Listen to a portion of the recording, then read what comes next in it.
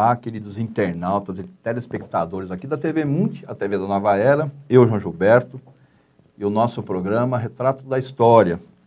E falando agora sobre a Pátria Amada Brasil, sobre personalidades que construíram realmente o nosso país, que são exemplos de personalidades na história do nosso país, tá?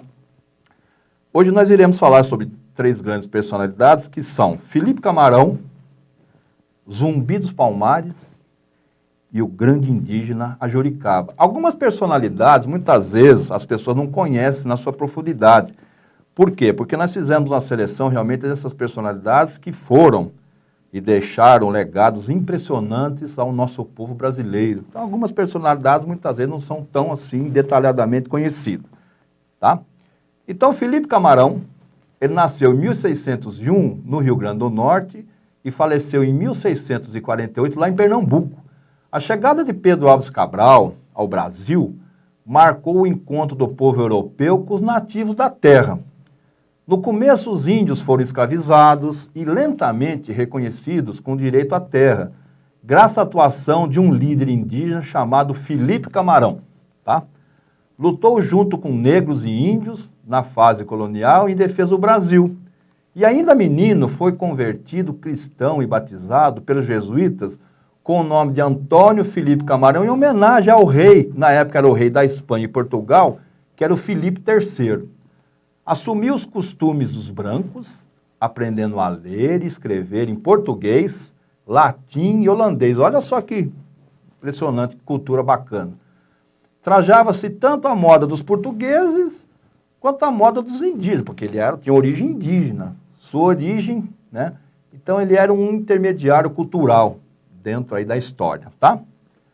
Por sua liderança entre as tribos, assumiu uma posição de comando na expulsão dos invasores do Nordeste durante o século XVII, tá? A chegada dos invasores, né, relacionava-se diretamente com o cultivo lá da cana-de-açúcar e tinha ligação com a crise de sucessão já lá em Portugal, tá? Então aqui entra já um produto dentro da nossa cultura aqui do Brasil, que é muito importante, que foi a cana-de-açúcar, que inclusive hoje é um dos grandes impulsionadores da nossa balança comercial, através da cultura da própria cana-de-açúcar e de outros derivados do açúcar, tá? A partir de acordo, né, com os holandeses, Portugal obtinha empréstimo de capital, oferecendo em troca o refino do açúcar e a distribuição no mercado europeu. Mas quando em 1580 o trono português passou à coroa, né, espanhola, a situação mudou. Por quê? Por serem rivais, os espanhóis e os holandeses perderam o comércio aqui do açúcar e foram proibidos de aportar em terras portuguesas e, diante do prejuízo, eles traçaram um plano para atacar as colônias do além-mar. Aqui já começa a entrar, nós já falamos, né, no programa anterior, sobre a invasão do quê? Dos franceses no Rio de Janeiro. Aqui já tem invasão do quê? Dos holandeses lá no Nordeste, tá? O primeiro ataque ao Brasil aconteceu em 1624 na Bahia. E os invasores conseguiram ocupar a capital, Salvador, mas ficaram cercados dentro da cidade. E depois eles foram expulsos, depois de um tempo. Em 1630 aconteceu a segunda investida e os holandeses chegaram ao litoral de Pernambuco com uma frota forte de 56 navios em condições de luta.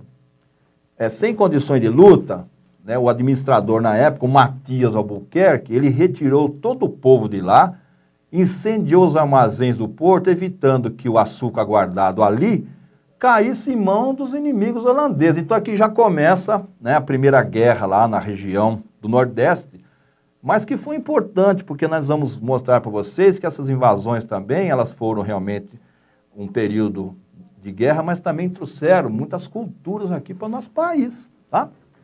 Assim, a capitania mais próspera do Império agora estava de posse dos holandeses. Em 1637 chega à cidade o conde Maurício de Nassau, que trouxe um grande contingente militar e tentou outra vez conquistar a cidade de Salvador, não superando as forças luso-brasileiras, ou seja, na segunda tentativa fracassou também. Na Batalha Baiana, novamente, Felipe Camarão liderou as tropas contra os holandeses e venceu os holandeses de novo lá na Bahia. Nassau restabeleceu a produção de açúcar na cidade de Pernambuco e tinha como objetivo criar uma colônia da coroa holandesa na região. Então, olha só, eles queriam criar uma colônia francesa no Rio de Janeiro, uma colônia holandesa lá em Pernambuco, tá? Ele expandiu, né, todo o Nordeste, o domínio que ia desde o Maranhão até lá fora do Rio São Francisco, gerando um grande lucro com açúcar e grande parte revertia para o próprio Marista de Nassau.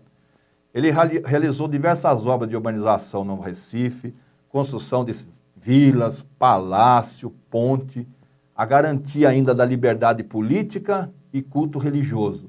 E ele trouxe os primeiros judeus aqui para o Brasil. Aqui já entra uma outra dinastia que nós já falamos lá dos nossos irmãos hebreus, e que instalaram lá, justamente em Pernambuco, em Recife, a primeira sinagoga da América. Olha que coisa interessante, gente. Aquela sinagoga ali no Recife, depois ela se espalhou para a América do Norte. Então, isso é muito importante dentro da nossa história, porque nós já temos lá os europeus, agora vem os nossos irmãos hebreus também se agregar aqui, junto com o povo brasileiro, que eram os indígenas naquela época, tá? Em 1645 ocorreu a insurreição pernambucana e Felipe Camarão foi chamado para expulsar os holandeses da Batalha de Tabocas e Guararapes, ao lado de Vidal Negreiros e Henrique Dias, expulsando os inimigos. Ele recebeu o título de Dom e Comenda da Ordem de Cristo e, ferido em combate, veio a morrer em 1648 na cidade de Pernambuco. Então, em homenagem justamente ao grande, né, Felipe Camarão, a sede lá da Prefeitura de Natal tem o seu nome justamente em homenagem a esse filho ilustre. E esse monumento ele foi inaugurado, a sede da Prefeitura, em 1922, tá? Então, Felipe Camarão realmente teve uma participação muito importante. Então, aqui nós estamos vendo na história que é mais um índio que está aí se despontando, né, que foi, no caso, doutrinado pelos jesuítas, mas é um brasileiro nato porque era oriundo aqui da nossa pátria, tá? Nós vamos fazer um pequeno intervalo, não sai daí não. Nós estamos hoje aqui na TV Mundi falando sobre os grandes construtores do Brasil através das personalidades nossas aqui do nosso país que deixaram muito exemplo para aquilo que nós temos que nos, né, projetar para o futuro. É só um minutinho, nós já voltamos.